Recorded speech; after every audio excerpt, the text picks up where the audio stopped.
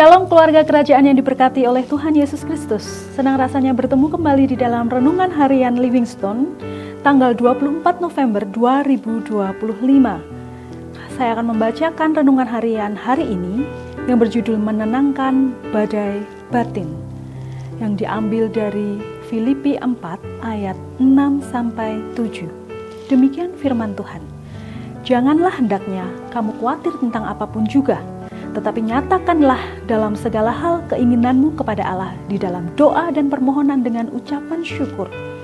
Damai sejahtera Allah yang melampaui segala akal akan memelihara hati dan pikiranmu di dalam Kristus Yesus.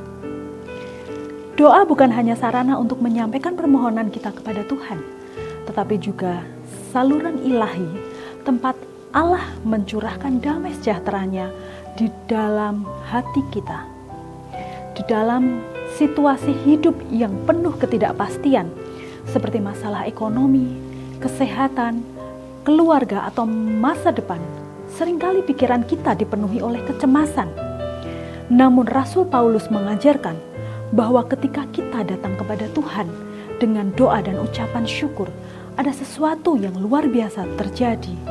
Damai sejahtera Allah akan menjaga hati dan pikiran kita.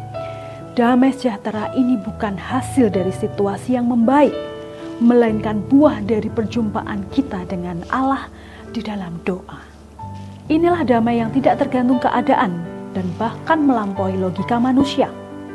Ketika Yesus dan murid-murid berada di tengah danau, badai besar tiba-tiba datang dan perahu hampir tenggelam. Para murid panik, tetapi Yesus tertidur dengan tenang di buritan. Setelah dibangunkan, ia menghardik angin dan berkata kepada danau, "Diam, tenanglah." Seketika itu juga badai reda dan danau menjadi teduh. Peristiwa ini menunjukkan bahwa damai Yesus tidak terguncang oleh badai, dan saat ia hadir, kekacauan pun tunduk. Saudara, seringkali kita berusaha mengendalikan keadaan untuk mendapatkan ketenangan. Padahal ketenangan sejati hanya ditemukan ketika kita menyerahkan kendali kepada Tuhan. Doa sungguh-sungguh akan membuka jalan bagi damai sejahtera Allah untuk menguasai hati kita. Bahkan ketika badai di hidup kita belum berhenti. Saudara, apakah saat ini kita masih membiarkan kecemasan menguasai hati dan pikiran kita?